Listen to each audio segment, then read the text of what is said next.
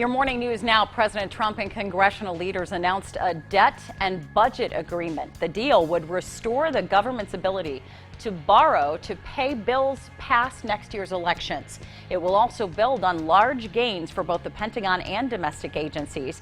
The agreement outlines over $1 trillion in agency spending next year. The House is expected to vote on the deal this week before Congress leaves for summer recess. CBS News surveyed voters across the 18 early states asking which of the 25 candidates they would vote for if the primary were today. Joe Biden continues to sit in the top spot, but his lead is shrinking. Biden currently has an estimated 581 delegates, which is fewer than last month. Meanwhile, Elizabeth Warren's estimate has improved to 430 delegates. The Department of Justice has written a letter to former special counsel Robert Mueller asking him to stick to the content in his report. He's set to testify tomorrow on Russia's 2016 election interference. Mueller plans to begin with an opening statement, but it has not been reviewed by the DOJ because Mueller is no longer an employee there. President Trump says he might watch a little bit of the testimony. Hundreds of thousands of protesters jammed the highway in Puerto Rico to call for the resignation of Governor Ricardo Rossello. Tensions have been rising after leaked chat messages show the governor insulted women and mocked victims of Hurricane Maria. The U.S. territory has also been dealing with debt and a slow economy. The protest was the largest on the island in nearly 20 years. South Korean jets have fired warning shots at a Russian military plane. The Russian aircraft twice violated South Korean airspace near these islands off the country's eastern coast today. In response, South Korea fired multiple warning shots at the aircraft. Earlier in the day, 2 Chinese aircraft entered South Korea's air defense identification zone. Britain now has a new prime minister. The country's governing Conservative Party revealed that Brexit supporter Boris Johnson will be Britain's new PM. Theresa May stepped down last month after failing to reach a Brexit deal. And recent heavy rainfall has the Mississippi running on the high side. It's about 10.5 feet now, 10.9 feet by this evening, cresting around 11.3 or 11.4 feet Wednesday or Thursday. Below flood stage, but above that no wake rule stage. So keep that in mind if you're boating in the La Crosse area. Also, river flood warnings continue for the Black River and the Kickapoo River until further notice. At least 2 deaths are being blamed on high heat that swept across the United States last week. More than a half dozen record high temperatures were broken or tied in the eastern U.S. on Saturday and Sunday. The heat was followed by storms over the weekend. Lightning strikes in those storms injured 8 people in one Florida city alone, one of them critically.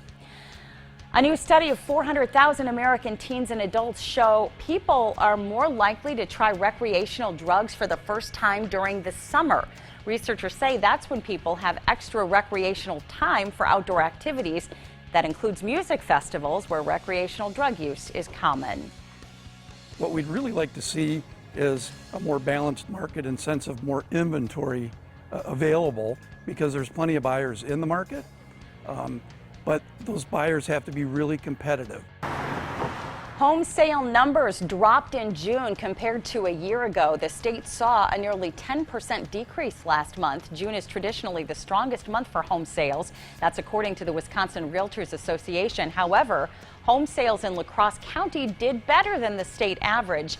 There was a 1.9% drop in sales in the county. The vitamin and supplement store GNC announced it will close up to 900 stores in mall locations. The move was confirmed during a second quarter earnings call with analysts. The company's CFO said they would likely be cutting the number of stores in half. GNC has about 4,100 locations in the U.S. Records show nearly 200 stores have already closed in 2019. Recent storms may have brought flooding to the Coon Valley area, but the town still plans to host the annual Trout Fest this weekend. The event offers families the chance to catch fish, win prizes, and enjoy live music. All the money raised from the fest will go toward flood relief in the community, and that event starts at 9 a.m. on Saturday.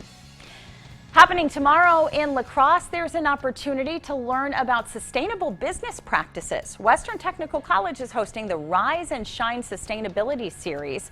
Tomorrow's event begins at 7:45 a.m. and it features Superior Fresh, an industry-leading aquaponics facility. The featured speaker will be the general manager of the company.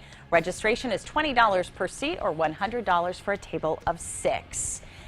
And happening today in La Crosse, Crochet Kid Jonah Larson is launching his book at the Barnes & Noble in Valley View Mall. The book is titled Hello Crochet Friends. The 2-part launch party will feature a kid-friendly story time at 11 a.m. and a meet and greet at 6 p.m. Guests will also be able to learn to make a friendship bracelet. The 2019 Kennedy Center honorees have been revealed. R&B group Earth, Wind & Fire, actress Sally Field, and singer Linda Ronstadt are in the group. And a television show will be honored for the first time as Sesame Street is in the group of honorees. The Kennedy Center honors will air on December 15th on CBS. Pabst Blue Ribbon is making a bold beverage move. The beer company is now offering a hard coffee in 5 states. PBR says the alcoholic vanilla iced coffee in a can is an attempt to appeal to a range of lifestyles. It's a malt beverage made from coffee beans and, quote, American milk. It has 30 grams of caffeine per can. All right, we're going to get a check on our weather right now. Skies are clear. We're going to see another nice day. Just a few passing clouds to our east right now. And temperatures very refreshing in the 50s to middle 60s. We'll see highs in La Crosse around 83. Just a small chance for a shower in our far eastern counties this afternoon. Most of us will stay dry. Thanks so much for sharing your morning with us. We hope you have a great day.